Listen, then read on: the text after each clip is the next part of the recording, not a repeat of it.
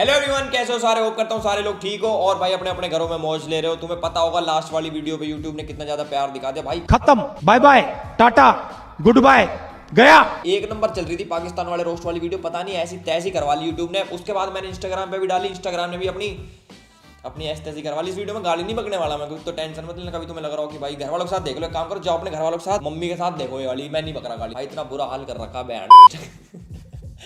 आप में से बहुत सारे लोगों को पता होगा हमारे देश के अंदर क्या चल रहा है, और जिसको नहीं पता भाई अपने न्यूज देख लिया करो। और हाल में न्यूज आई है कि भाई बहुत सारे फॉरेन सेलिब्रिटीज जैसे कि रिहाना, मियां खलीफा और वो एक छोटी सी बच्ची गंदी शक्ल की, उसने अपना नाक दे दिया हमारे इंडिया के इंटरनल मैटर में। और भाई बहुत सारे लोग उनके अगेंस्ट में, बहुत सारे लोग उनके फेवर में है। भाई मैं सिंपल सी चीज बताना चाहूंगा, ये एक पेड कैंपेन है इंडिया को डिफेम करने के लिए ग्लोबली। इस वीडियो में पूरा कच्चा चिट्टा खोल दूंगा इनका, तो भाई वीडियो अब ढंग से स्टार्ट करते हैं।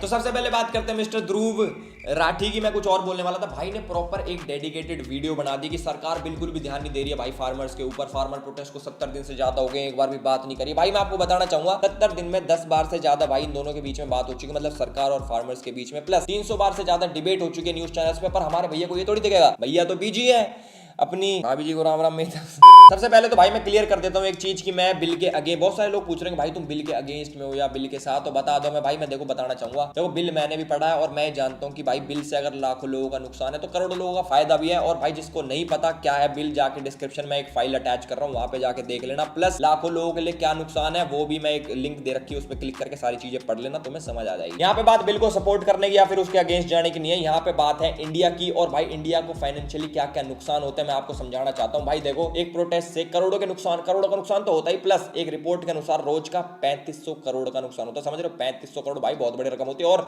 जिस दिन ये प्रोटेस्ट स्टार्ट हुआ था भाई रेलवे ट्रैक से स्टार्ट हुआ था, उस टाइम 70,000 करोड़ का नुकसान हुआ था। समझ रहे हो 70,000 करोड़। अगर मैं बात करूं फॉरेन इन्वेस्टमेंट की, तो इन दंगों का और इन प्रोटेस्ट का भाई असर हमारी शेयर मार्केट और फॉरेन फंडिंग्स पे पड़ता है। और प्रोटेस्ट से मेरा मतलब है भाई जो ये आजकल के प्रोटेस्ट हो रहे हैं जिसमें रोड ब्लॉक कर लेते हैं, दंगे वंगे भड़का देते हैं, मैं उन पीसफुल प्रोटेस्ट की बात नहीं कर रहा और मैं शाहीन बाग की भी बात नहीं कर रहा। अब बात करते हैं भाई रिहाना के बारे में। रिहाना एक पॉप आर्टिस्ट है और उसका किसानों के साथ तो कोई लेना देना नहीं है। फिर भी भाई उसने ट्वीट कर दिया ह्यूमन राइट्स वायलेशन के ऊपर कि भाई किसानों का ह्यूमन राइट्स वायलेट हो रहा है इंडिया में। बहुत अच्छी बात है, शायद उसको पैसे ज्यादा मिल गए या फिर इल्जाम नहीं लगा रहा, फिर भी उसके फैक्ट्स क्लियर नहीं है। पर वो मेरे को ऐसा लगता है वो इंसानियत को ऊपर रखती है।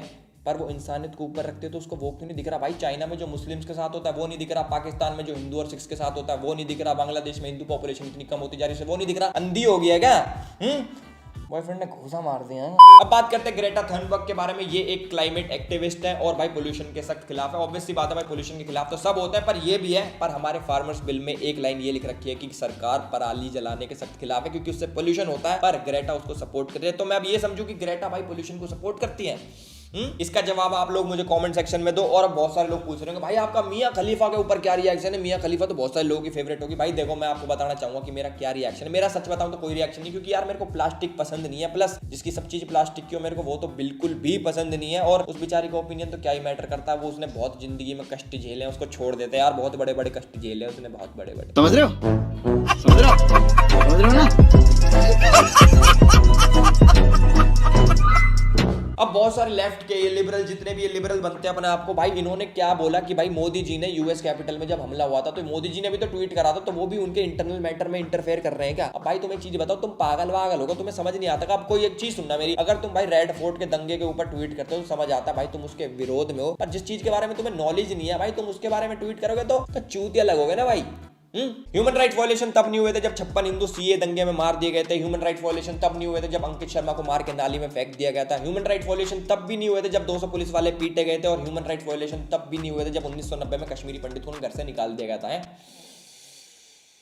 ठीक, आज आपने बहुत बढ़िया बोल दिया कि भाई रिहाना की नेटवर्थ देखिए, वो क्यों पे ट्वीट करेगी? भाई तुमने जी न्यूज का टर्नओवर देखा है जो तुम उसको गोदी मीडिया बोल देते हो कि पैसे में बिक रखा? पर तुम्हें सोचते हो अंग्रेज ने बोला है तो सही बोला होगा। इंडिया का कोई ट्वीट करते हैं भाई 2 रुपए का ट्वीट करता, साढ़े का दोगलापंथी के इंजेक्शन ठुकवाते होगा। रोज तुम चिल्लाते रहते हो भाई गोदी मीडिया बाइस्ड है, प्रोपेगेंडा चला रहा है, ये हो रहा है वो हो रहा है। तुम भाई राजदीप सरदेसाई के ट्वीट पे क्यों नहीं बोलते जिससे दंगा भड़क सकता है? आप खुद आरक्षण के ऊपर ज्ञान देते हैं और थोड़े दिन बाद अपने ट्विटर पे जाट गुजर वाली पॉलिटिक्स खेलने लगते हैं, तो आपको नहीं लगता आप हिपोक्रेट हैं? और आपसे पूछना चाहता हूं अगर कोई प्रोटेस्ट हो रहा है तो सरकार क्या उनकी नाजायज मांगों को भी मान लें? क्या इस प्रोटेस्ट में खालिस्तान जिंदाबाद के नारे नहीं लगे? क्या इस प्रोटेस्ट में हिंदुओं से आजादी की मांग नहीं हुई? क्या इस प्रोटेस्ट में शर्जील इमाम की रिहाई की मांग नहीं हुई? भाई क्या चाहते हो? सरकार के सामने आप कुछ भी मांग रख लो, मतलब सही या गलत तो सरकार आपकी सारी मान ले। आप लोग तो सी और एनआरसी का केस में भी थे। एनआरसी तो ऐसी चीज है भाई जो अभी तक आई भी नहीं, तो सरकार क्या करे भाई? उसको वापस ले ले, उस चीज को वापस ले ले जो चीज अभी आई नहीं। क्यों ले ले? क्योंकि प्रोटेस्ट कर रहे हैं लोग। इतना दोगलापन अच्छा नहीं है मेरे भाई। वीडियो एंड करने से पहले मैं आपको बताना चाहूंगा कि ये एक पेड कैंपेन था और विद प्रूफ बताऊंगा। कभी तुम्हें लग रहा हो हवाबाजी कर रहा हूं, हवाबाजी नहीं कर रहा, पूरे प्रूफ के साथ बताऊंगा। देखो ग्रेटा ने एक ट्वीट करा, बाद में डिलीट कर दिया। उसके अंदर एक टूल किट थी,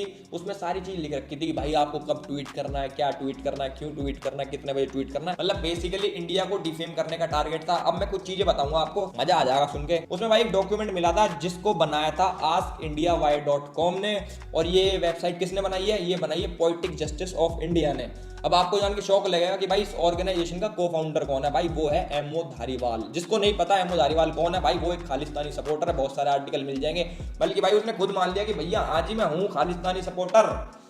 समझे? मेरे हिसाब से इतने प्रूफ काफी होंगे तुम्हें समझने के लिए कि क्या क्या सिस्टम चल रहा है पीछे से, जो शायद आप लोगों को नहीं पता। क्या क्या एजेंडा चलाया जा रहा है, जो भी है कोई बात नहीं। बट एक चीज समझ लो भाई, जो अंग्रेज है इनका साड़ होगा वही मैटर नहीं करता ओपिनियन हमारे ऊपर, ठीक है ना। इंडिया का यार मैं खुद दिमाग है, खुद समझो। और ध्रुव राठी का ओपिनियन भी मैटर नहीं करता। वो तो क्या ही बोलूं, किसी पे इल्जाम नहीं लगाना चाहता, पर दुनिया जानते हो, खुद भी पता भाई। थोड़े कम पैसे वैसे ले लेकर यार बहुत कमा लिया पैसा भाई, थोड़ा देश का साथ भी दे दे। और यार थोड़ी ना सेंसिबल वीडियो बनाया कर, ऐसी बनाया कर बाद में डिलीट ना करनी पड़े, समझ रहे हो। बाकी गाइस वीडियो पसंद आई हो तो इसको शेयर कर देना, बेशक लाइक कमेंट मत करना पर शेयर जरूर करना, और इंस्टाग्राम पे फॉलो कर लेना।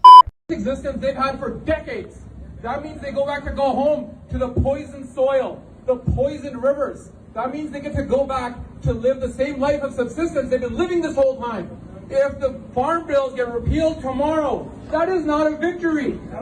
This battle begins with the repeal of the farm bills. It does not end there. If anybody tells you that this battle is going to end with the repeal of the farm bills, that is because they're trying to drain energy from this movement. They're trying to tell you that you are separate from Punjab and that you are separate from the Khalistan movement. You are not. And you have to at some point. खत्म।